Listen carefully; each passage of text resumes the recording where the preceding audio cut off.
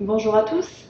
Alors aujourd'hui, je vais commenter et corriger des exercices de cette semaine sur les fonctions affines, alors plus particulièrement le sens de variation et le signe d'une fonction affine, suivi de l'application à la résolution algébrique d'inéquations, donc les inéquations du premier degré et les inéquations produits et quotients que l'on résout avec des tableaux de signes. Alors je vais commenter les exercices dans l'ordre. Donc le premier exercice, pour chacune des fonctions affines données, je vous demande de déterminer son coefficient directeur et d'en déduire son sens de variation, puis de dresser son tableau de signes. Alors pour la première fonction, f de x égale moins 2x moins 1, le coefficient directeur ici c'est moins 2, il est strictement négatif, donc on en déduit que la fonction est strictement décroissante sur grand R. Je rappelle, une fonction affine, le sens de variation d'une fonction affine dépend du signe de son coefficient directeur. Si son coefficient directeur est strictement positif, la fonction est strictement croissante. Si son coefficient directeur est strictement négatif, la fonction est strictement décroissante sur R. Ensuite, avant de dresser le tableau de signes de la fonction, on doit chercher où elle s'annule. Donc on doit commencer par résoudre l'équation f de x égale 0. C'est-à-dire moins 2x moins 1 égale 0.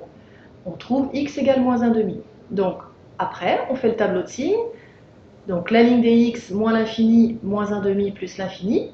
Et en dessous, signe de f de x, on met un 0 sous x égale moins 1 demi. Et ensuite, alors, est-ce que c'est moins plus ou plus moins? Eh bien, cela dépend du sens de variation de la fonction. Comme la fonction est strictement décroissante, d'accord, elle est représentée par une droite qui descend, eh bien ça signifie qu'elle est d'abord positive, puis négative.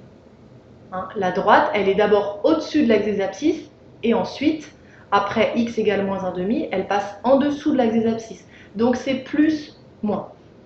Deuxième fonction, g de x égale 1 demi de x plus 5, coefficient directeur 1 demi, donc f est strictement croissante. Ensuite, pour le signe, on résout g de x égale 0, on trouve x égale moins 10, on dresse le tableau de signes, et là, c'est moins plus, puisqu'on a une fonction strictement croissante, donc elle est d'abord négative. Troisième fonction, h de x égale 8 moins x. 8 moins x, si on l'écrit sous la forme ax plus b, c'est-à-dire si on met d'abord le terme en x, ça s'écrit moins x plus 8. Donc le coefficient directeur, c'est moins 1. La fonction est donc strictement décroissante. Elle s'annule en 8, et on en déduit le tableau de signes, plus, moins, parce que h est strictement décroissante.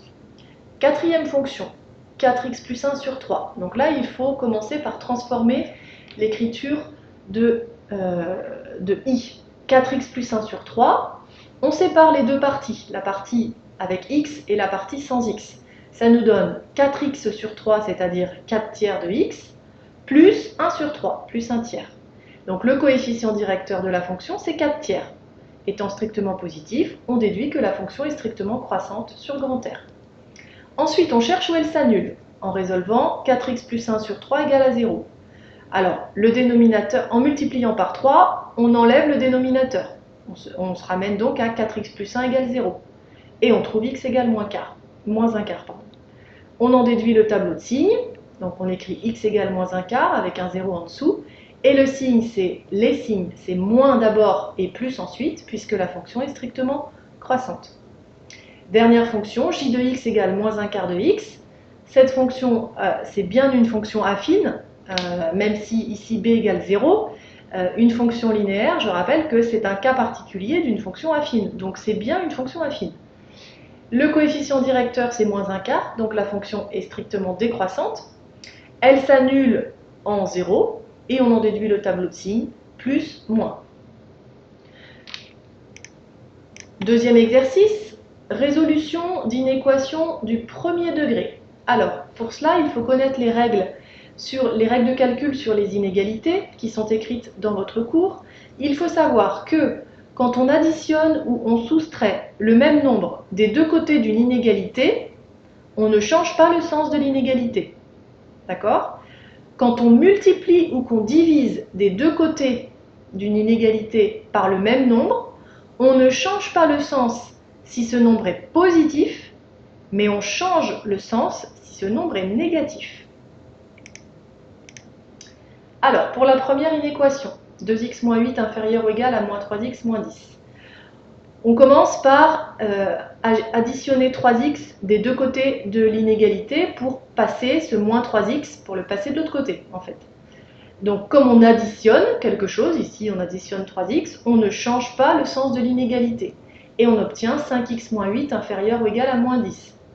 Ensuite, on va additionner 8 des deux côtés pour faire passer ce moins 8 de l'autre côté. Et comme on additionne ici 8, on additionne un nombre, on ne change pas le sens de l'inégalité. On obtient 5x inférieur ou égal à moins 2. Dernière étape, pour passer de 5x à x, je dois diviser par 5. Je divise par un nombre strictement positif, donc je ne change pas le sens de l'inégalité. Et j'obtiens x inférieur ou égal à moins 2 cinquièmes. Ce qui donne comme ensemble solution l'intervalle moins l'infini, moins 2 cinquièmes. Deuxième inéquation. Je commence par soustraire 4x des deux côtés. Donc ça me donne à gauche moins 10x plus 1, et à droite il ne me reste uniquement 9. Je ne change pas le sens de l'inégalité, que j'additionne ou que je soustrais n'importe quel nombre, n'importe quel terme, on ne change pas le sens de l'inégalité. Ensuite, je ne veux garder que le terme en x à gauche, donc je vais faire moins 1 pour annuler ce plus 1. Je soustrais 1 donc des deux côtés.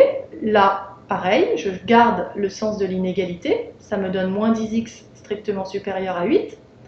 Dernière étape, pour passer de moins 10x à x, on doit diviser par moins 10. Et là, comme on divise par un nombre qui est strictement négatif, on change le sens de l'inégalité. Donc x strictement inférieur à moins 8 dixièmes. D'accord ? Donc là, quand on divise par un nombre strictement négatif, on change l'ordre. Ce qui nous donne comme ensemble solution l'intervalle ouvert moins l'infini moins 0,8. Dernière inéquation. Alors là, j'ai un premier travail à faire qui est de développer ce produit, 2 facteurs de 3x moins 7. Ça nous donne 6x moins 14. Le reste, je le recopie. Et évidemment, je ne change pas l'ordre. Ensuite, je réduis, moins 14 moins 1, ça fait moins 15. Ensuite, je fais comme pour les deux premières inéquations. Donc, le 7x là, qui est à droite, je veux le passer à gauche, donc je vais faire moins 7x des deux côtés, sans changer l'ordre. Ça donne donc moins x moins 15 inférieur à moins 4. Ensuite, ce moins 15, je n'en veux plus, donc on va faire plus 15 des deux côtés. Ça va donner moins x strictement inférieur à 11, parce que moins 4 plus 15, ça fait 11. Je ne change toujours pas le sens de l'inégalité, puisque pour l'instant, je n'ai fait que soustraire ou additionner des nombres. Et dernière étape, je veux passer de moins x à x, donc on divise par moins 1, et comme on divise par un nombre négatif, on change l'ordre, ce qui nous donne x strictement supérieur à 11 divisé par moins 1, ça fait moins 11. Donc l'ensemble solution, c'est l'intervalle ouvert moins 11 plus l'infini.